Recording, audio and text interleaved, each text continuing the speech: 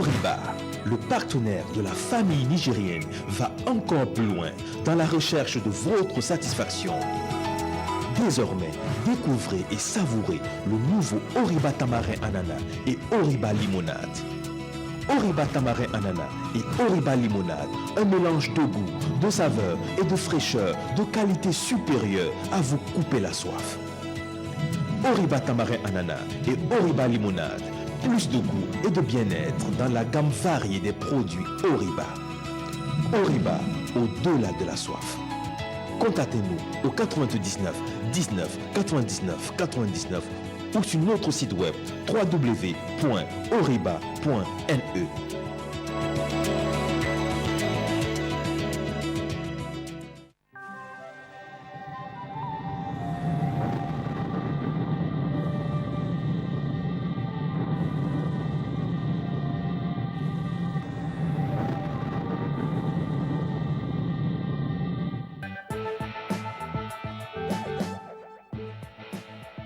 Cette grande édition d'information. Monsieur, dames, bonsoir. Merci d'avoir choisi la télévision Dunia pour vous informer. C'est une circulation fluide et des conducteurs totalement à l'aise au volant de leur voiture. Page inter de cette édition. Voilà Hugo Chavez quand il s'agit de parler en public. Ces déclarations.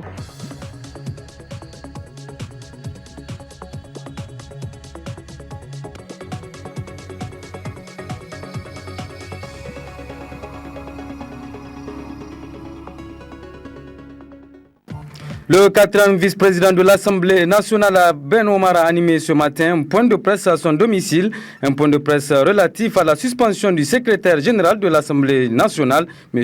Issa Kanga. Le ministre de l'Enseignement primaire, de l'alphabétisation, de la promotion des langues nationales et de l'éducation civique a animé ce matin un point de presse. Celui-ci est relatif à la proclamation des résultats des examens de fin d'année des écoles normales des instituteurs. Vous consommez sans doute de la viande. Si oui, savez-vous quel est le circuit de ces bêtes qui se retrouvent dans vos assiettes?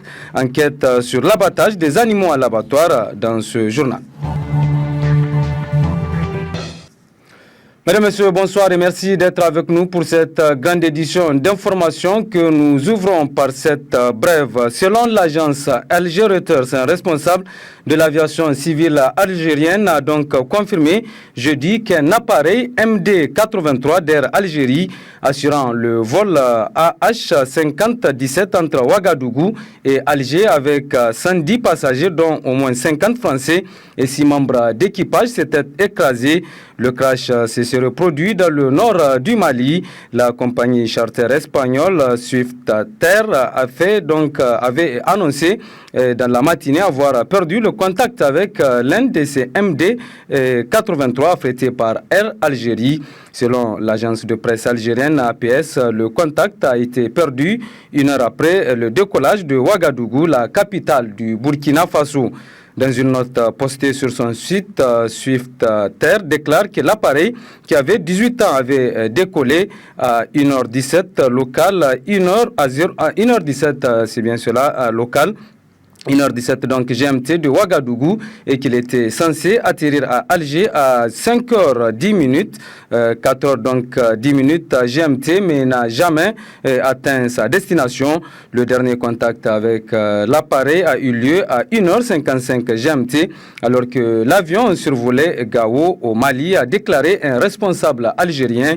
Mais les autorités du Burkina Faso disent que le vol a pris en charge par la tour de contrôle de Niamey au Niger à 1h38, 1h38 donc GMT, que le dernier contact avec l'appareil a eu lieu juste après 3h30 GMT. À Niamey, on affirme n'avoir eu aucun contact avec l'avion. Au moins 50 Français figurent parmi les passagers, a précisé le représentant de la compagnie algérienne au Burkina Faso lors d'une conférence de presse à Ouagadougou. Caractère qui a ajouté que tous les passagers étaient en transit et devaient se rendre ensuite en Europe, au Proche-Orient ou au Canada. Il a dit que la liste des passagers comprenait, outre les 50 Français, 24 Burkinabés, 8 Libanais, 4 Algériens, 2 Luxembourgeois, un Belge, un Suisse, un Nigérian, un Camerounais, un Ukrainien et un Romain. Des responsables libanais ont parlé d'au moins 10 Libanais à bord. Tempête de sable, les 6 membres d'équipage sont espagnols, selon l'association des pilotes de ligne espagnole CELPA.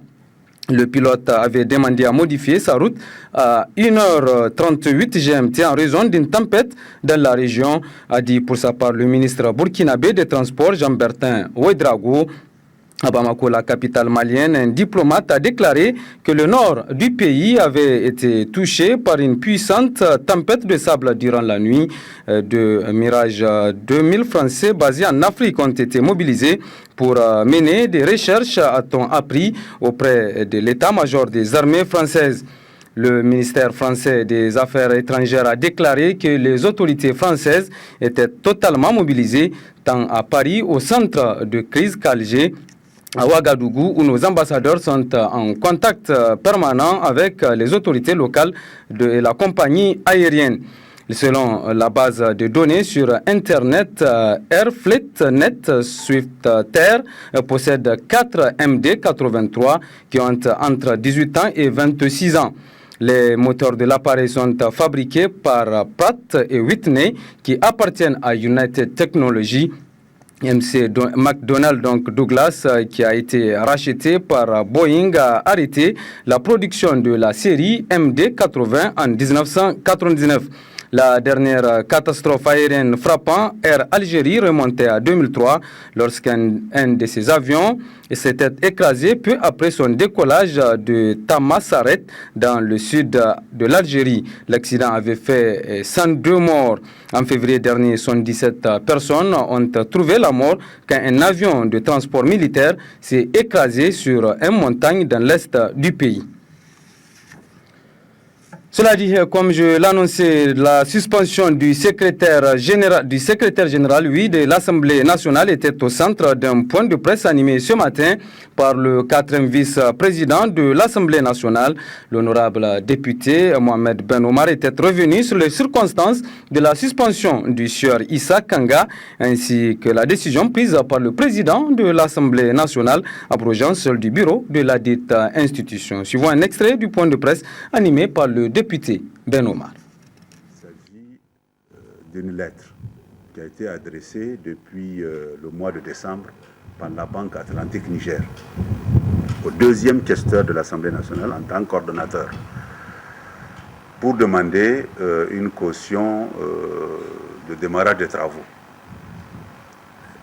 Et là, la lettre est destinée au 2e questeur de l'Assemblée nationale et non au secrétaire général.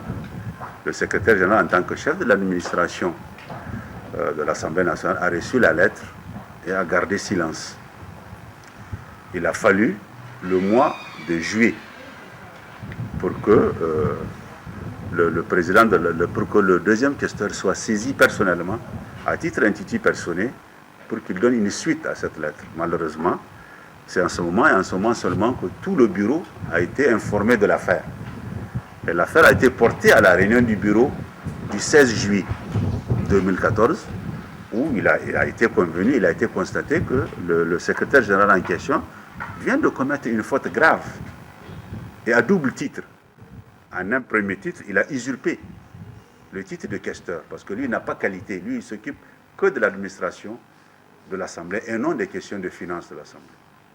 Deuxièmement, il a fait de la rétention de l'information en détenant un document aussi important que celui-là. Vous ne pouvez pas. Or, les travaux, même le chantier même n'a pas démarré. Les travaux n'ont pas démarré quand lui, il a autorisé la main levée pour pouvoir virer l'argent au niveau de l'entrepreneur en question. Mohamed Ben Omar, que vous retrouverez d'ailleurs en partie magazine de ce journal. Suite de ce journal, la direction, donc la présidence de la République pour évoquer le jeûne du Ramadan, la série de ruptures collectives initiée par le président de la République, El Hadj Issoufou Mahamadou, avec les différentes couches sociales, a pris fin hier. Et ce sont les maires et les chefs traditionnels qui ont bouclé la boucle. Alimato Abdou. Initié par la présidence de la République en vue de raffermir les liens entre le président et les différentes couches de la société, les séances de rupture collective du jeûne ont lieu chaque soir depuis le 9e jour du mois béni du Ramadan. Pour maintenir cette tradition, le chef de l'État a convié les gouverneurs, les maires et les chefs traditionnels de Niamey et les villages environnants. Un moment de retrouvailles entre musulmans qui permet à ces personnalités de raffermir les liens. L'encourageons parce que c'est pour la première fois qu'un chef d'État le fait dans notre pays. Et ça permet dans la communion et dans la cordialité, la fraternité, et de renforcer la Oumma islamique nigérienne. Vraiment, c'est dans le mois béni de Ramadan, un mois de pardon, un mois de tolérance. Et vraiment, nous sommes très satisfaits et nous le remercions. C'est un sentiment de satisfaction, compte tenu du fait que le président de la République, depuis qu'il est là, il a toujours invité toutes les couches sociales à rompre le jeûne avec lui. Le tour aujourd'hui, c'est les chefs traditionnels. En tant que chef traditionnel, comme je l'ai dit, c'est un grand honneur pour nous. Parce que, à ma connaissance, nous avons eu beaucoup de chefs d'État, mais c'est la première fois que le président de la République invite les chefs traditionnels, qui sont les dépositaires de nos traditions, à venir rompre le jeûne avec lui. Ça, c'est inoubliable. C'est pour ça ce que nous souhaitons que le président de la République et tout le peuple nigérien se portent toujours bien. Nous souhaitons la sécurité, la tranquillité et un bon développement pour notre pays. Compte tenu de tout ce qu'il est en train de faire pour le pays, nous lui souhaitons vraiment une longue vie. Après la rupture, place à la traditionnelle prière collective du Maghrib. Allahu Akbar. Allahu Akbar. إلى في قريش عدافهم رحلة الشتاء والشيف الله أكبر. Encore une fois, le chef de l'État et ses convives ont prié pour que la paix et la quiétude règnent au Niger et surtout pour qu'Allah nous gratifie d'un hivernage fécond. Cette rupture du jeûne de Ramadan avec les maires, gouverneurs et chefs traditionnels marque ainsi la fin des séances de rupture collective initiées par Issoufou Mahamadou depuis son accession au pouvoir.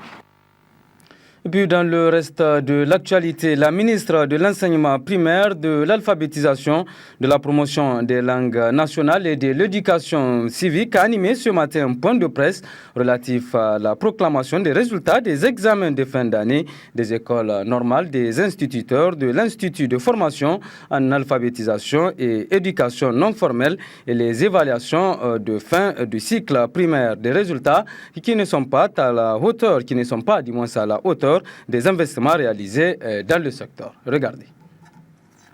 C'est entouré de ses proches collaborateurs que la ministre en charge de l'enseignement primaire, de l'alphabétisation, de la promotion des langues nationales et de l'éducation civique a effectué cette sortie médiatique dont le but ultime est de porter à la connaissance de l'opinion publique les résultats définitifs globaux des examens de fin d'année des écoles normales des instituteurs, ceux de l'Institut de formation en alphabétisation non formelle, ainsi que ceux portant sur l'évaluation de fin de cycle primaire. Les responsables des médias, publics et privés, distingués invités, mesdames et messieurs, je voudrais tout d'abord vous remercier très sincèrement de nous donner cette opportunité de vous présenter les résultats des examens de fin d'année au niveau des écoles normales de l'Institut de formation en alphabétisation et éducation non formelle et aussi les résultats des compositions organisées au niveau des écoles primaires.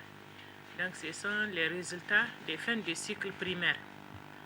Et par rapport aux examens, il faut dire qu'au niveau des écoles normales, il y a le certificat de fin d'études normales, cycle instituteur et cycle instituteur adjoint. Il y a également le certificat d'aptitude pédagogique et section spéciale. Et au niveau de l'IFAM, c'est le diplôme de fin d'études aussi donc de formation en alphabétisation et éducation non formelle. Pour le cycle d'instituteurs, nous avons présenté au niveau de cette école normale cette année 191 candidats. Et sur les 191, il y a 186 qui sont déclarés admis, avec un taux de réussite de 97,38%. Aussi, la ministre de l'Enseignement primaire est revenue sur les résultats des évaluations de fin de cycle primaire, avec notamment l'instauration à partir de cette année 2014 d'une nouvelle réforme visant la suppression des examens du CFEPD et du CEPE franco-arabe. L'objectif étant de matérialiser les dispositions pertinentes contenues dans la Lausanne, ainsi que les engagements du président de la République relativement à l'obligation scolaire pour tous les enfants nigériens jusqu'à l'âge de 16 ans, et ce, conformément aux engagements régionaux et internationaux auxquels le Niger a librement souscrit. Aussi, selon la ministre Mme Ali Mariama, la mise en application de cette nouvelle réforme a pour mérite de permettre une plus grande responsabilisation de l'enseignant, une évaluation plus objective des apprenants, notamment par la prise en compte de leur performance sur leur parcours, mais aussi et surtout la gestion des flux de sortants du CM2. Il y a également le certificat d'aptitude pédagogique et section spéciale. Et au niveau de l'IFAM, c'est le diplôme de fin d'études, aussi donc de formation en alphabétisation et éducation non formelle. Pour les cycles d'instituteurs, nous avons présenté au niveau de cette école normale, cette année, 191 candidats. Et sur les 191, il y a 186 qui sont déclarés admis, avec un taux de réussite de 97,38% pour les résultats des fins de cycle primaire. Et par rapport aux examens, il faut dire qu'au niveau des écoles normales, il y a le certificat de fin d'études normales, cycle instituteur et cycle instituteur adjoint. Il y a également le certificat d'aptitude pédagogique et section spéciale. Et au niveau de l'IFAM, c'est le diplôme de fin d'études, aussi donc de formation en alphabétisation et éducation non formelle. Pour les cycles d'instituteurs, nous avons présenté au niveau de cette école normale, cette année, 191 candidats. Et sur les 191, il y a 186 qui sont déclarés admis, avec un taux de réussite de 97,38%. Cependant, les résultats obtenus à l'issue de ces différentes évaluations de fin d'année ne sont pas à la hauteur des investissements réalisés dans le secteur et doivent interpeller l'ensemble des acteurs qui doivent, selon la ministre, redoubler d'efforts pour apporter les remédiations nécessaires en vue de garantir une éducation de qualité aux apprenants. Pendant ce temps, le ministre en charge des postes, des télécommunications et de l'économie numérique poursuit sa série de visites dans les compagnies de téléphonie. Ainsi, après Orange Niger, le ministre était ce matin au siège d'Airtel Niger. L'objectif est d'amener les opérateurs de téléphonie à améliorer la qualité des services offerts à la population. Isidore Banaba. Des correspondants injoignables, des appels entrecoupés avec souvent des interférences, une connexion Internet difficile, voire médiocre.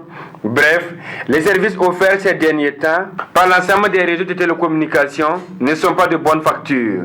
Conséquence, de nombreuses plaintes contre ces opérateurs de téléphonie mobile ont été formulées par les clients. Pour attirer l'attention de ces opérateurs de téléphonie, le ministre des Télécommunications a entrepris des visites d'abord à Orange Niger, puis à Airtel Niger, avec pour mot d'ordre l'amélioration de la qualité des services offerts.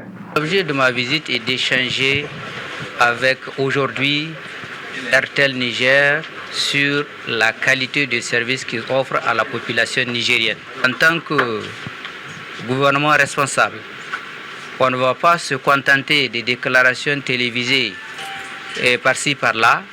Nous allons prendre le problème à bras le corps et venir rencontrer les opérateurs pour échanger avec eux afin que nous trouvions immédiatement des solutions pour que la qualité du service soit la meilleure. Une visite accueillie favorablement par les responsables d'Airtel Niger qui promettent de rendre meilleur leur service. Nous avons une discussion franche et je voulais rassurer notre clientèle et le ministre que nous sommes vraiment investis dans l'amélioration de la qualité de services que nous offrons à notre clientèle. Et il y a un certain nombre d'actions qui sont en cours et dans les prochains jours, les prochaines semaines, vous allez sentir l'amélioration de la qualité. Et je peux déjà dire à notre clientèle que toutes les dispositions sont prises pour leur permettre de passer d'excellentes fêtes d'Aïd el-Fitr. Dans tous les cas, le ministre Abdoumani semble déterminé à forcer la main à ses opérateurs de téléphonie pour qu'ils satisfassent leur clientèle de plus en plus exigeante. Dans les jours à venir, nous allons voir, comme on dit, c'est le wait and see. Nous allons voir dans les jours à venir si RTL le fait. C'est une bonne chose pour les consommateurs, pour l'État du Niger et pour eux-mêmes. Leur image de marque en dépend. Bon, si encore ce n'est pas fait, nous sommes là pour revenir. On ne va pas se fatiguer, on va revenir pour encore le relancer et ensemble, on va trouver des solutions pour l'intérêt de tout le monde. Après RTL Niger, le ministre poursuivra sa visite dans les autres compagnies de téléphonie mobile. Nous sommes toujours avec le ministre des Postes, des Télécommunications et de l'Économie numérique qui s'était auparavant rendu au siège de l'opérateur Orange Niger. C'était le 21 juillet dernier. Il s'agissait à travers cette visite initiée par le ministre Abdoumani, vous l'avez vu, donc de trouver des solutions aux multiples plaintes des abonnés. Ali Matabou. Échanger autour de la qualité des services offerts par les compagnies de téléphonie mobile implantées au Niger, notamment la compagnie Orange Niger. Tel est l'objectif de cette rencontre entre le ministre des Postes et Télécommunications et les responsables de la compagnie de téléphonie mobile Orange Niger. Une société implantée dans notre pays depuis 2008 et qui ambitionne d'offrir des services de qualité à sa clientèle. La qualité de service, vous savez que c'est la première demande des clients. Première demande des clients, c'est la qualité de service. Et ça fait partie intégrante des obligations d'un opérateur. Dans le cahier des charges qui a été signé, il y a un certain nombre d'obligations de qualité de service. Et pour faire face à ces obligations, il y a un certain nombre de moyens et d'autorisations qui sont donnés à l'opérateur de réseau en termes de déploiement d'infrastructures, en termes de déploiement de sites, en termes de pilotage pour permettre de fournir aux clients la qualité de service. Donc c'est vraiment des obligations de l'opérateur adossées à des moyens qu'il faut donner à l'opérateur, des libertés d'exploitation, d'investissement pour permettre de garantir cette qualité de service.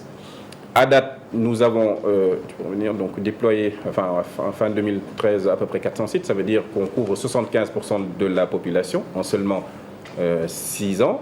Je rappelle que notre principal concurrent, qui est là depuis 12 ou 13 ans, couvre à peine 81 ou 82%. Donc ça montre tout l'effort d'investissement que Orange a réalisé en seulement 6 ans. Et nos plannings de déploiement devraient nous permettre d'atteindre 85% de couverture de la population en fin 2016. Occasion saisie par le ministre pour s'appesantir sur la nécessité d'offrir des services de qualité aux usagers. Et aujourd'hui, nous sommes là pour attirer votre attention sur la nécessité d'améliorer la qualité du service offert sur la voie. Puisque la plus grande, en tout cas l'écrasante majorité de la population nigérienne utilise la voie, pour juste la voie. Orange propose à sa clientèle une large gamme de produits adaptés aux besoins de la clientèle. C'est pourquoi d'importants investissements ont été réalisés afin de satisfaire les abonnés, a souligné le directeur général d'Orange Niger. La qualité de service, c'est également la comparaison avec les étalons que nous avons, puisqu'il y a un certain nombre d'indicateurs qui sont labellisés, ici comme ailleurs, et nous le suivons par jour, par mois, et on a également la possibilité de faire les comparaisons avec les autres opérateurs. C'est dommage puisque si on a bien évidemment des comparaisons avec l'ensemble des opérateurs. Aujourd'hui, les données ne sont pas anonymisées, mais si on avait un petit recul, on vous aurait montré que par rapport aux acteurs qui sont présents au Niger, notre qualité de service voix et notre qualité de service data est l'une des meilleures. Orange couvre aujourd'hui les 8 régions du pays et ses périphéries. Dès l'ouverture de son réseau mobile GSM, Orange Niger offre une qualité de service basée sur les plus récentes technologies comme la 3G. Le directeur général d'Orange Niger a donc rassuré le ministre des Postes et des Télécommunications quant à la résolution des différents problèmes soulevés. Sur un tout autre plan, les rideaux sont tombés hier sur la 3e réunion ordinaire des ministres de la Défense, des chefs d'état-major et des chefs des services de sécurité des États membres de la CBLT et du Bénin. On fait tout de suite le point dans ce reportage signé Al-Mokhtar Kaini. Cette cérémonie de clôture a été d'abord marquée par les signatures des ministres de la Défense des pays participants sur les relevés de conclusion, puis lecture du communiqué final donné par le ministre béninois de la Défense nationale. Les travaux ont porté sur l'analyse de la situation sécuritaire et les mesures concrètes à prendre dans la lutte contre le terrorisme dans le bassin du lac Tchad. La délégation du Bénin, conduite par son ministre de la Défense nationale, était présente à la dite rencontre en qualité d'invité. Au terme de 2 jours de travaux, les ministres de la Défense, les chefs d'état-major et les chefs des services de sécurité et de renseignement des pays membres de la CBLT ont convenu de la nécessité d'unir leurs efforts pour apporter une réponse commune et coordonnée aux défis sécuritaires actuels liés aux menaces que fait peser le groupe terroriste Boko Haram dans la région du lac Tchad et au-delà. Il se félicite de l'engagement de plus en plus marqué de la communauté internationale dans l'appui et le soutien qu'elle apporte aux pays de la sous-région pour lutter contre ce fléau. En marge des travaux, les ministres de la Défense et les chefs d'état-major des pays membres de la CBLT du Bénin ont été reçus en audience par son Excellence M. Issoufou Mahamadou, président de la République du Niger, président en exercice du sommet des chefs d'État et de gouvernement de la CBLT. À l'issue des travaux, qui se sont déroulés dans une ambiance fraternelle et conviviale, les ministres ont prié son Excellence M. Karidio Mahamadou, ministre de la Défense nationale du Niger, de transmettre à son Excellence M. Issoufou Mahamadou, président de la République du Niger, leur très haute considération et d'exprimer au gouvernement et au peuple nigérien leur profonde gratitude pour l'accueil chaleureux et l'hospitalité qui leur ont été réservés ainsi qu'à leur délégation. La prochaine réunion des ministres de la Défense, des chefs d'état-major et des chefs des services de sécurité et de renseignement des pays membres de la CBLT aura lieu en novembre 2014 au Nigeria.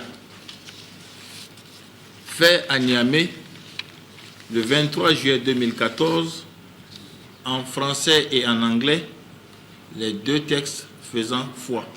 S'en est suivi le discours de clôture du ministre nigérien de la Défense qui a présidé les travaux. La réunion de Niamey aura été sans doute le point de départ d'une véritable synergie dans nos actions de lutte contre le terrorisme et la criminalité organisée. Cette convergence dans nos manières d'agir dorénavant va apparaître aujourd'hui comme la seule alternative crédible pour faire efficacement face à la menace qui sévit dans le bassin du lac Tchad. Karidio Mahamadou a également félicité les participants pour la qualité du travail abattu et souhaité un bon retour à tous les participants dans leurs foyers respectifs.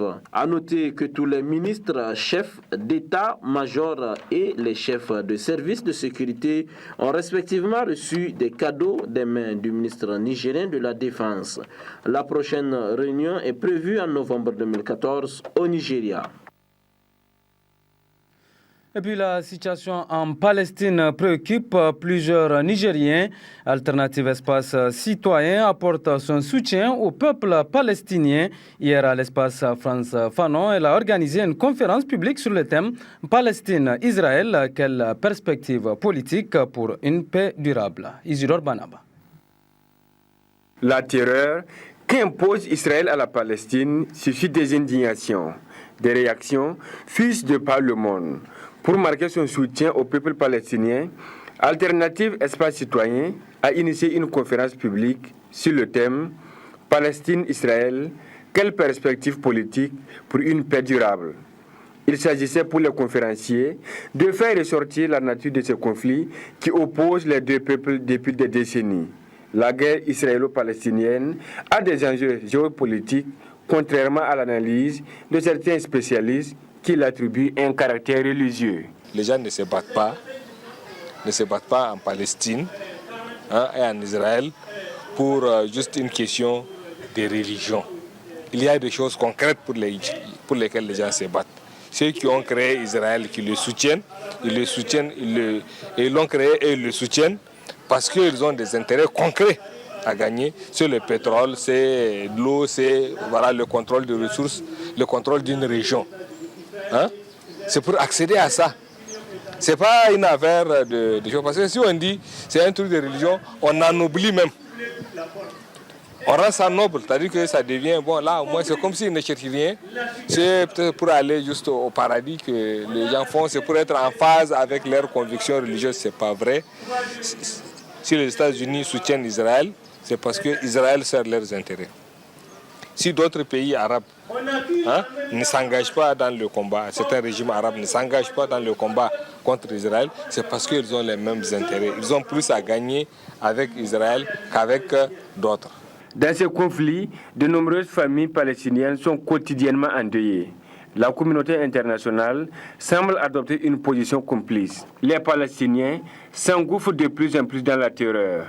Et pour les organisateurs de cette conférence, ainsi que les participants, seule la lutte pourra libérer la Palestine. Une solution est possible et cette solution-là va naître, si vous voulez, de la lutte du peuple palestinien et de la solidarité que les autres peuples à travers le monde peuvent lui manifester. La solution ne sortira pas d'ailleurs.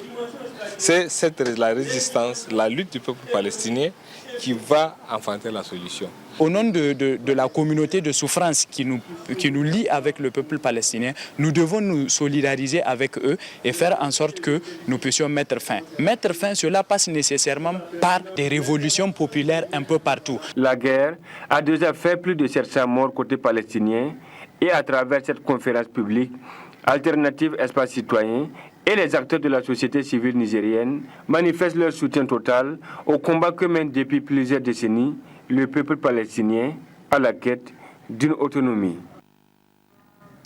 Actualité dans nos régions. À présent, à Dosso, la salle de conférence du gouvernorat de la dite région a servi de cadre hier aux travaux d'un atelier régional dialogue pays d'information et de concertation sur la répartition de l'allocation pays. Il s'agit donc d'impliquer les populations cibles et la société civile pour une meilleure répartition des fonds alloués à la tuberculose, au sida et au paludisme. Le compte-rendu RTD Dosso de Abdraman Aoussi. Cet atelier régional dialogue pays d'information et de concertation sur la répartition de l'allocation pays est l'œuvre du comité de coordination multisectorielle de lutte contre le paludisme, la tuberculose et les IST VIH-Sida et qui a pour vocation essentielle de mieux imprégner les populations cibles et les acteurs de la société civile sur la meilleure répartition des fonds alloués à la lutte contre ces trois maladies. En prononçant le discours d'ouverture de cet atelier, le gouverneur de la région de Dosso a rappelé aux participants les énormes efforts consentis par l'État depuis 2011 dans l'amélioration substantielle de la couverture sanitaire des populations dans notre pays. La lutte contre les trois maladies sera à terme mieux coordonnée, tenant compte des besoins des populations clés et avec plus d'actions de renforcement des services de santé et de mobilisation de forces communautaires. Mesdames et messieurs, je peux vous assurer que les autorités de la 7e République sous l'impulsion de son Excellence Alain Yusufu Mamadou, président de la République, chef de l'État, et de son Excellence Brigitte Raffini, Premier ministre, chef du gouvernement, œuvre sans relâche pour l'amélioration de la santé des populations. En effet, depuis 2011, le gouvernement a réalisé d'importants investissements pour améliorer sensiblement la couverture sanitaire et rapprocher les différents ratios population agents de santé des normes de l'OMS. Mesdames et messieurs, je vous invite d'engager des débats constructifs afin qu'au sortir de cet atelier qui durera 2 jours, vous sortez une proposition concertée de la région de Dosso. Si les participants s'enorgueillissent de l'arrivée d'un tel financement dans le secteur de la santé, ils exhortent aussi la population nigérienne à les accompagner dans leur noble combat. À l'instar des autres régions, donc cet atelier est organisé à Dosso également. L'objectif est double. Le premier, c'est qu'on puisse arriver à la répartition des fonds alloués par le Fonds mondial aux 3 maladies. Je rappelle qu'il y a 164 millions de dollars US qui sont attribués au Niger, soit à peu près 85 milliards sur 3 ans, de 2014 à 2016. Non, sur 2 ans. Ceci étant, premièrement, donc, allocation. Deuxièmement, il faut que les populations clés et la société civile soient pleinement impliquées dans le choix des priorités, notamment en ce qui concerne le VIH, parce que maintenant on va aller vers l'écriture de la note conceptuelle du VIH qui va permettre d'avoir la subvention accordée au VIH-Sida. Et c'est dans ce cadre-là que la population clé et la population clé, j'entends par là la population cible des 3 maladies, plus la société civile, soit impliquée pleinement dans ce processus du dialogue pays, parce que c'est le dialogue pays, une des conditions d'accessibilité à ces fonds-là et d'éligibilité du Niger au nouveau modèle de financement.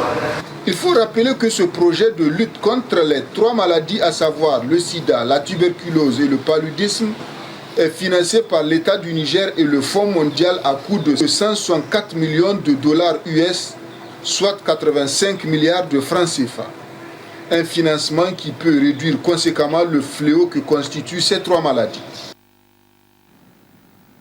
Et puis à Maradi, le Conseil national de coordination multisectorielle des activités de lutte contre le sida, la tuberculose et le paludisme a organisé mardi dernier un atelier dit régional de concertation sur les stratégies de lutte contre ces 3 maladies. Alzouma Seni Soumaïla. Cadre approprié pour une définition adéquate des stratégies de lutte contre le sida, la tuberculose et le paludisme, le dialogue pays est au centre de cet atelier régional d'information et de concertation sur la répartition de l'allocation pays attribuée au Niger par le Fonds mondial de lutte contre le sida, la tuberculose et le paludisme. Un atelier organisé à Maradi par le Conseil national de coordination multisectorielle des activités de lutte contre les 3 pandémies. Le Fonds mondial, dans le cadre de la riposte aux 3 maladies que sont le VIH-Sida, la tuberculose et le paludisme, a accepté à allouer au Niger une enveloppe de 164 millions de dollars. Pour pouvoir bénéficier de ces 164 millions, le FMI a exigé un certain nombre de critères d'éligibilité dont fait partie justement ce dialogue pays que le Fonds mondial a imposé à chaque pays. L'innovation consiste donc à instaurer un dialogue entre le niveau central, c'est-à-dire le CCM qui est le répondant du Fonds mondial au niveau du Niger, et les parties locales, les parties prenantes, notamment les personnes clés et les groupes cibles. La seconde innovation, c'est que cette allocation, contrairement aux années passées, elle est globale pour le Niger. Donc il revient de la responsabilité de l'État du Niger de faire la répartition de cette allocation entre les 3 maladies. Maintenant, c'est à vous parties prenantes, à vous personnes vivant avec les maladies, à vous personnes affectées et infectées, à vous autorités et à nous organes de coordination de toute cette activité, de dégager nos priorités pour dire pour cette année, voilà, nous, Niger, nous décidons d'allouer tel montant dans la cagnotte globale à telle maladie. Un atelier de concertation qui a réuni les délégués de toutes les composantes sociales et qui aura à faire un diagnostic complet de ces 3 maladies dans la région de Maradi. Réunir toutes les sensibilités autour d'une table pour discuter sur les stratégies de lutte contre les 3 maladies, la mobilisation de plus de ressources et l'efficacité des interventions rentrent dans la droite ligne du plan de développement économique et social dont le Niger s'est doté il y a juste un an. C'est pour cela que nous nous réjouissons que Maradi, à travers cette rencontre, entame, comme les autres régions, les concertations autour de ces problématiques. En votre qualité de délégué des différents acteurs intervenant dans la lutte contre le sida, la tuberculose et le paludisme, je vous exhorte à participer activement aux travaux afin que les réalités de la région de Maradi par rapport à ces 3 maladies soient prises en compte. Cet atelier régional Dialogue Pays permettra aux différents acteurs qui interviennent dans le domaine d'identifier les problèmes pour une lutte efficace contre le sida, la tuberculose et le paludisme. Toujours dans le même chapitre, la salle de réunion de la direction régionale de la santé publique de Tillabéri a servi de cadre mardi dernier à l'ouverture de l'atelier régional Dialogue Pays de Tillabéri, organisé par le Conseil national de coordination multisectorielle des activités de lutte contre le sida, la tuberculose et le paludisme. Et c'est le gouverneur de la région du Fleuve qui a présidé l'ouverture des travaux, Ismaël Bedi. Discuter avec les différents acteurs intervenant dans la lutte contre le sida, la tuberculose et le paludisme, sur les stratégies de lutte contre ces 3 maladies et sur la mobilisation de plus de ressources pour faire face à ces 3 fléaux. C'est l'un des objectifs de cet atelier régional Dialogue Pays de Tillabéri qu'organise le Conseil national de coordination multisectorielle des activités de lutte contre ces 3 maladies, CCM Niger, et rentre dans le cadre du nouveau modèle de financement du Fonds mondial de lutte contre le sida, la tuberculose et le paludisme. Le Fonds mondial de lutte contre la tuberculose, le VIH-Sida et le paludisme a commencé à financer les pays justement pour la lutte contre ces 3 maladies depuis plus d'une dizaine d'années, n'est-ce pas? Et le Niger en a bénéficié en tout cas sur plusieurs rounds, c'est comme ça qu'ils ont appelé leur série de financement. Et à partir de 2014, le Fonds mondial, après réflexion, a compris que pour avoir un meilleur impact de l'argent qu'il donne au pays pour la lutte contre ces 3 maladies-là, il faut repenser et revoir la façon de faire. Donc ils ont changé de stratégie et c'est comme ça qu'ils ont appelé leur financement à partir de dorénavant les nouveaux mécanismes de financement pour le Fonds mondial ou nouveaux modèles de financement pour le Fonds mondial. Donc dans ce cadre-là, le Fonds mondial en tout cas a fait une exigence au pays par rapport au consensus sur les priorités qui doivent être inscrites dans les requêtes adressées au Fonds mondial.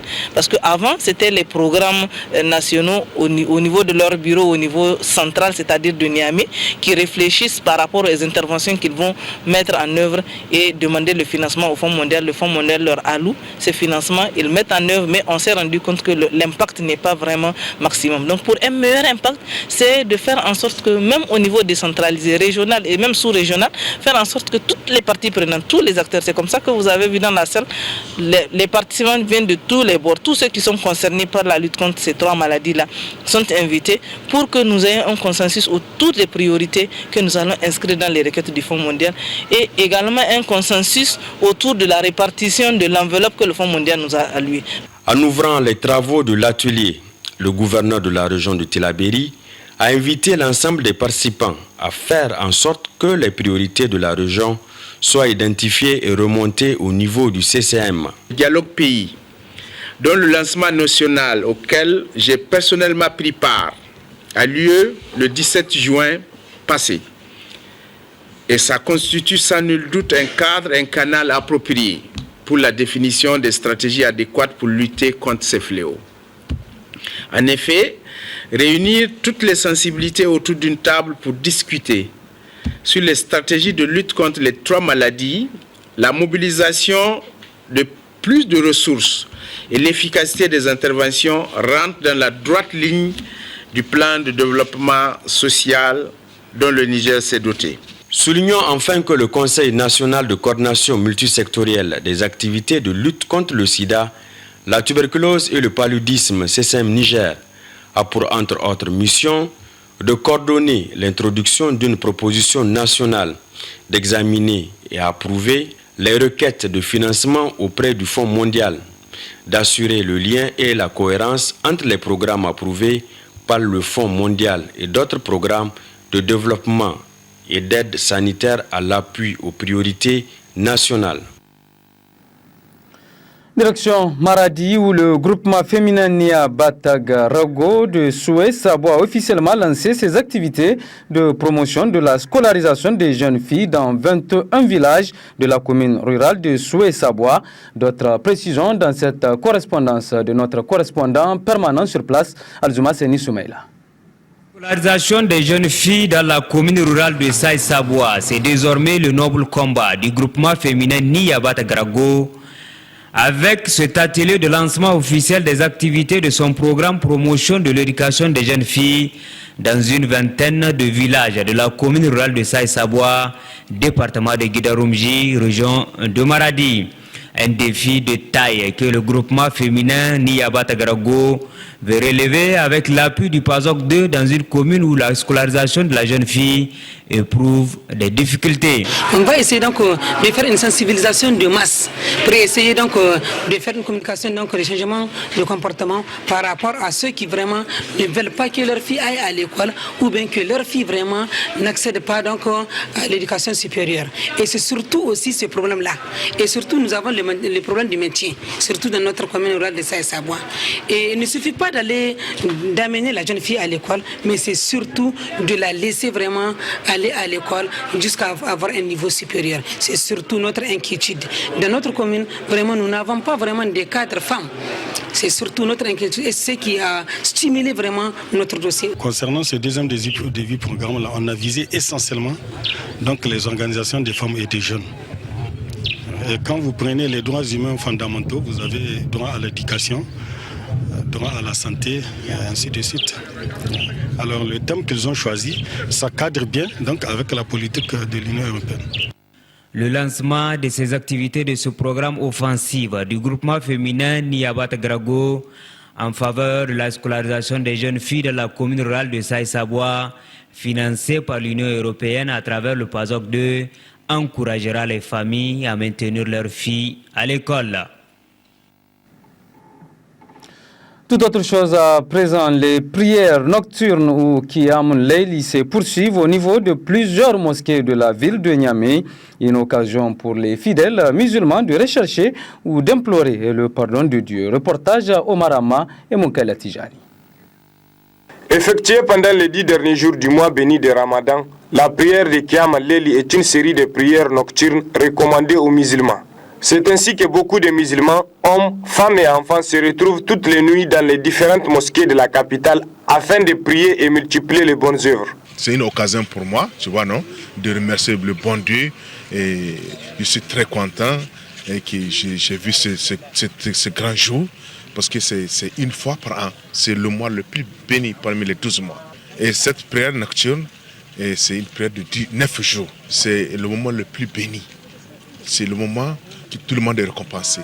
On est venu aujourd'hui prier pour les 10 derniers jours et c'est pour que nous puissions être à côté de Dieu, au proche de Dieu et pour que Dieu exauce nos prières parce que ces 10 derniers jours représentent les journées les plus sacrées du mois de Ramadan. C'est en ce moment-là que nous profitons pour demander du pardon auprès de Dieu et en plus de pardon auprès de nos amis ou bien de nos compatriotes à qui nous créons des torts. Cette prière nocturne est l'une des occasions pour les musulmans d'implorer Dieu et invoquer son pardon.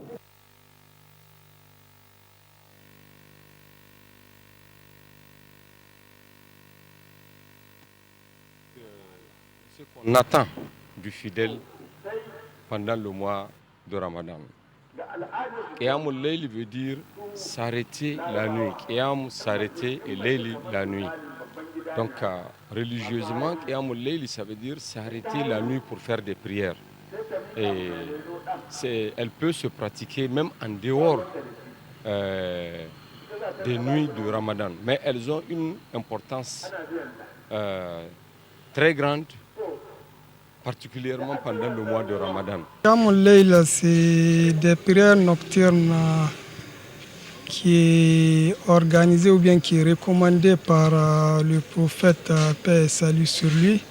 Et l'objectif recherché par ce Qiyamul Layl, c'est la recherche de la nuit du destin, qui le prophète a dit, sallallahu alayhi wa sallam, est compris dans les 10 derniers jours du mois béni de Ramadan. Donc là, les musulmans, chacun vraiment court vers les mosquées afin de rechercher cette nuit du destin. Donc c'est des moments où c'est des nuits où vraiment tout le monde cherche à se rapprocher plus de Dieu afin de chercher le pardon, le salut, les bienveillances religieuses et puis avoir les mérites afin que le jeûne soit enfin exaucé. C'est aussi dans ces 10 derniers jours que la nuit du destin est recherchée. Il faut donc redoubler d'efforts comme le faisait notre prophète Mohammed, paix et salut sur lui, afin de bénéficier entièrement des bienfaits du Ramadan. Dans le volet reportage de cette édition, l'une de nos équipes, conduite par Nourdine Alouhou, nous propose une enquête sur l'abattage des animaux à l'abattoir frigorifique de Niamey. Le circuit de ces bêtes qui se retrouvent dans votre assiette, c'est dans ce grand format que je vous propose de suivre. La viande, un aliment de base, essentiel dans l'alimentation du Nigérien. Vous achetez souvent de la viande chez le boucher du quartier. Savez-vous comment cette viande se retrouve sur sa table? Voici l'histoire de ces grands et petits ruminants qui subissent souvent un massacre avant de se retrouver dans votre plat. Nous sommes à l'abattoir principal de la ville de Niamey. Il existe depuis 1967. À l'intérieur, premier constat, le matériel est vétuste et presque inopérationnel. Qu'à cela ne tienne, 250 gros ruminants et 450 petits ruminants, 40 tonnes de viande sont ainsi abattues ici chaque nuit à partir de 21h30. Voici la porte d'entrée. Tous les animaux entrent par là et sont gardés quelques instants ici dans ce pack de stabilisation. Chaque catégorie de bêtes a son couloir. Progressivement, les bêtes sont acheminées et dirigées vers les couloirs de la mort. La chambre de la saignée, dans le jargon utilisé sur place. Et voici la scène à laquelle vaudrait mieux ne pas assister.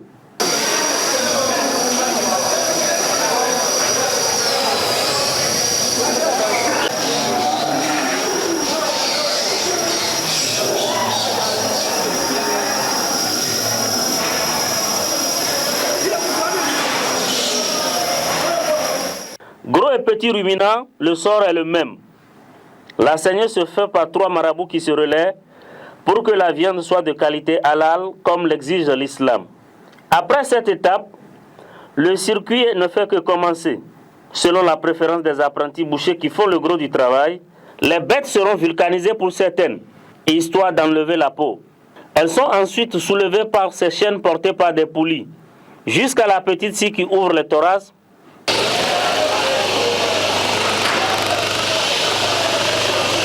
Et la grande scie qui divise l'animal en deux.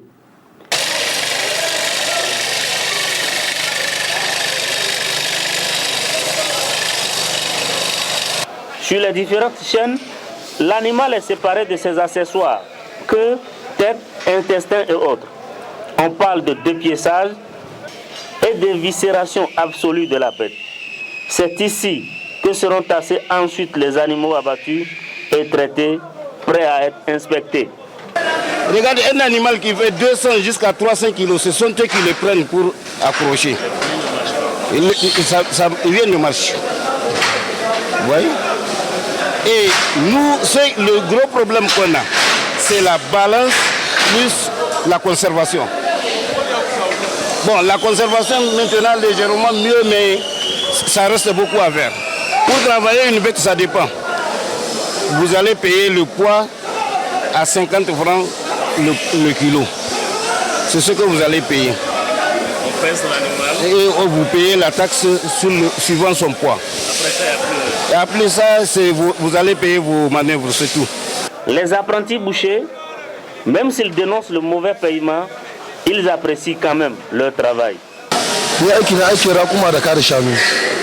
don masu gida da sayowa muga kasuwa a yanke murataye mutum bare musu su ya kada su su ga jan namun su ne kaji aikin mu kun ga tare da ku an ka kada raƙuma kun gani kun ga wanda aka yanke raƙuma kuma kun ga wanda aka kare shanun nan kun ga wanda muka ɗauka shanu da ƙarfi mu na muka aiki mu ɗauka mu aza kuma da ja kayan aiki ba mu sauran kayan aiki da yanzu ga shanu na kaga mun rataye su nan yanzu in mun ka sai mun sauke mu ɗore wanga zobe gashi nan sama sai mun sauke saniya mun rataye sannan mu ɗauko mu jayo wanga kuma mu aza wata saniya to dare guda muna iya ni in ta zo da abu na muna iya mu samu ko dimili ko jika biyar haka san kinya a ni wannan muna iya cikin aikin mu ne wannan muna samun abinci.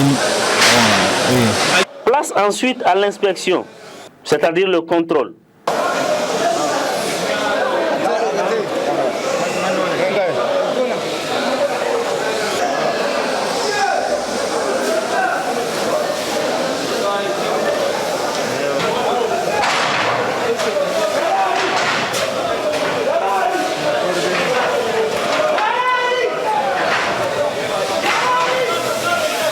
89 750 gros ruminants, 161 550 petits ruminants, 14 360 tonnes de viande sont ainsi consommées chaque année par les habitants de Niamey. Mais l'abattoir est vétuste. Le matériel est trop vieux, les poulies et les chaînes ne fonctionnent plus. Pas de système de refroidissement dans le hall de production. À l'abattoir de Niamey, on y abat aussi d'autres types d'animaux, tels les porcs, tous les mercredis et dimanches. Mais l'abattoir a besoin de ressources humaines afin de répondre à la demande très élevée. Réalisé par Nourdine Alohou, Taïrou Amadou et Munkela Tijani. Et puis, comme annoncé, la partie magazine de cette édition est consacrée au point de presse animé ce matin par le 4e vice-président de l'Assemblée nationale relativement à l'affaire dite de Issa Kanga, secrétaire général de la dite institution, suspendu par le bureau de l'Assemblée nationale, mais réhabilité par le président Ama Amadou. Très bonne réception. Au revoir.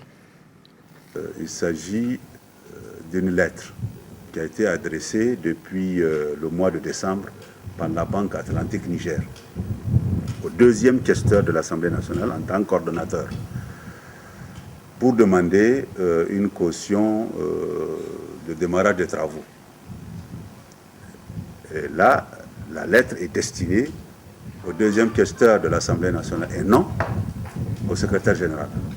Le secrétaire général, en tant que chef de l'administration de l'Assemblée nationale, a reçu la lettre et a gardé silence. Il a fallu le mois de juillet pour que pour que le deuxième questeur soit saisi personnellement, à titre intitulé personnel, pour qu'il donne une suite à cette lettre. Malheureusement, c'est en ce moment et en ce moment seulement que tout le bureau a été informé de l'affaire. Et l'affaire a été portée à la réunion du bureau du 16 juillet 2014, où il a été convenu, il a été constaté que le secrétaire général en question vient de commettre une faute grave. Et à double titre. En un premier titre, il a usurpé le titre de questeur, parce que lui n'a pas qualité. Lui, il s'occupe que de l'administration de l'Assemblée et non des questions de finances de l'Assemblée. Deuxièmement, il a fait de la rétention de l'information en détenant un document aussi important que celui-là. Vous ne pouvez pas. Or, les travaux, même le chantier n'a pas démarré. Les travaux n'ont pas démarré quand lui, il a autorisé la main levée pour pouvoir virer l'argent au niveau de l'entrepreneur en question. Il s'agit d'une lettre qui a été adressée depuis le mois de décembre par la Banque Atlantique Niger au deuxième questeur de l'Assemblée nationale en tant que coordonnateur pour demander une caution de démarrage des travaux. Et là, la lettre est destinée au deuxième questeur de l'Assemblée nationale et non au secrétaire général. Le secrétaire général, en tant que chef de l'administration de l'Assemblée nationale a reçu la lettre et a gardé silence. Il a fallu le mois de juillet pour que pour que le deuxième questeur soit saisi personnellement, à titre intitulé personnel, pour qu'il donne une suite à cette lettre. Malheureusement, c'est en ce moment et en ce moment seulement que tout le bureau a été informé de l'affaire. Et l'affaire a été portée à la réunion du bureau du 16 juillet 2014, où il a été convenu, il a été constaté que le secrétaire général en question vient de commettre une faute grave et à double titre. En un premier titre, il a usurpé le titre de questeur, parce que lui n'a pas qualité. Lui, il s'occupe que de l'administration de l'Assemblée et non des questions de finances de l'Assemblée. Deuxièmement, il a fait de la rétention de l'information en détenant un document aussi important que celui-là. Vous ne pouvez pas. Or, les travaux, même le chantier n'a pas démarré. Les travaux n'ont pas démarré quand lui, il a autorisé la main levée pour pouvoir virer l'argent au niveau de l'entrepreneur en question. Et je rafraîchis la mémoire de nos compatriotes. Pour la même histoire, au niveau de l'Assemblée nationale, il y a quelques mois, au niveau de l'infirmerie, et je pense que la presse en a fait l'écho, une dame a été suspendue pendant plus de 4 mois pour une affaire de 70 millions avec une pharmacie de la place. Et le même secrétaire général était le chef, était le président du comité qui a parrainé cette affaire-là. Et c'est en réunion du bureau que nous avons statué pour suspendre la même dame qui est actuellement là, qui a repris ses travaux. Or, ici, nous avons une affaire de 197 millions. Là-bas, il s'agit de 70 millions seulement. Dans une même institution, où on travaille sur les mêmes textes, où on fait autre chose. On ne peut pas faire 2 poids, 2 mesures. Deuxièmement, ce qu'il faut retenir, c'est que le secrétaire général de l'Assemblée nationale et son adjoint sont toujours nommés, et ça c'est l'article 19 alinéa 3 du règlement intérieur, sont toujours nommés après avis conforme de la majorité des membres du bureau de l'Assemblée nationale. Quand on devait les élire, lui, M. Issa Kanga et M. Bokari Sabo, c'est la réunion du bureau, à la majorité de ses membres, qui a accepté. C'est un avis conforme. Ce n'est pas comme les autres directeurs ou les autres nominations qui se font, où c'est l'avis seulement qui est requis, qui ne lit pas pour autant le président de l'Assemblée nationale. Donc pour des questions de parallélisme de forme, autant quand on doit les nommer, autant quand on doit les faire partir, il faut nécessairement convoquer la réunion du bureau. Ça c'est un. Deuxièmement, c'est une faute administrative.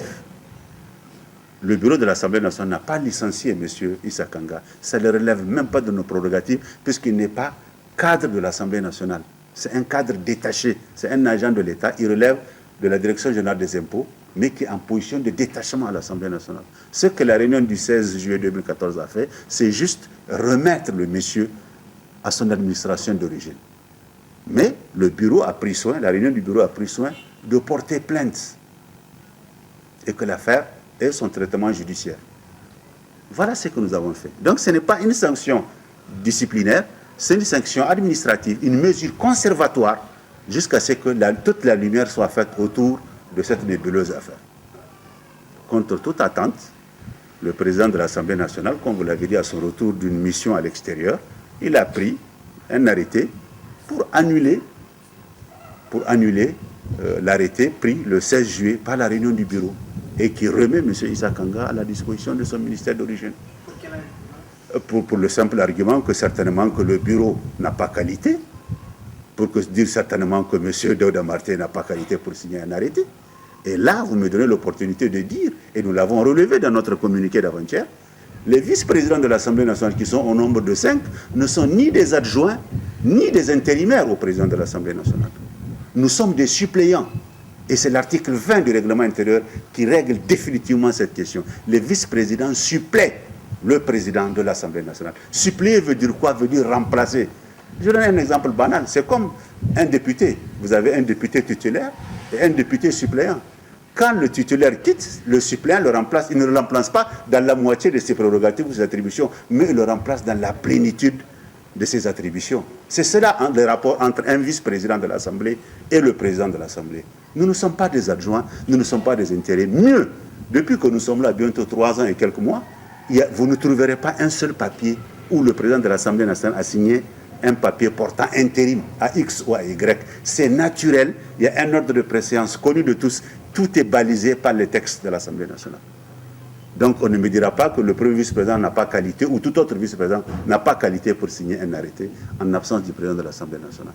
Deuxièmement, voilà la procédure pour nommer ou pour suspendre un président, un secrétaire général de l'Assemblée nationale. C'est pour vous dire que le président de l'Assemblée nationale a méconnu royalement toutes ces dispositions pertinentes des textes fondamentaux de l'Assemblée nationale. C'est un bras de fer, malheureusement, qui commence entre lui et nous. Nous aussi, nous n'allons pas croiser les bras. Nous allons aller saisir qui de droit par rapport à cette affaire. Le monsieur en question est déjà porté, en tout cas, est retourné à son administration d'origine et nous attendons de voir la suite du feuilleton. C'est dans la parfaite illégalité et tout acte qu'il pose n'engage que lui et lui seul et il répondra de ses actes. Si nous sommes bien évidemment un État démocratique, un État de droit. Maintenant, si nous sommes une jungle, ça c'est autre chose. C'est un acte de rébellion contre la loi et contre la République. C'est comme ça que vous pouvez appeler cela. Je n'ai pas d'autre qualificatif autre que acte de rébellion délibéré. Et c'est pourquoi je parle de méconnaissance royale des textes de la République. L'arrêt numéro 006 qui a été rendu dernièrement par la Cour a été suffisamment clair. Et l'impression que nous donne le président de l'Assemblée nationale, c'est que ces membres-là du bureau n'ont aucune qualité, n'ont aucune compétence et ne peuvent jamais conduire. Or, l'arrêt est clair.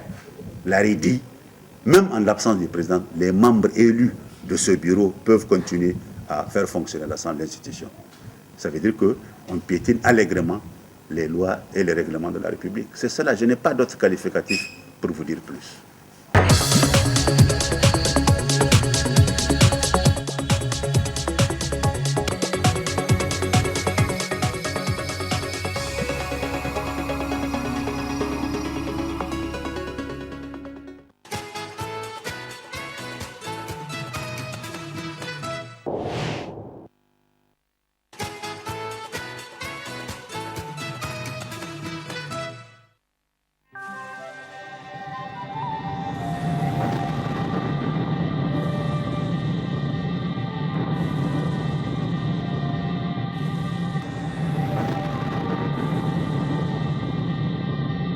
Oriba, le partenaire de la famille nigérienne, va encore plus loin dans la recherche de votre satisfaction.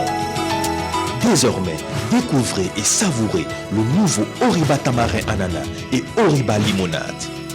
Oriba Tamarin Ananas et Oriba Limonade, un mélange de goût, de saveur et de fraîcheur de qualité supérieure à vous couper la soif.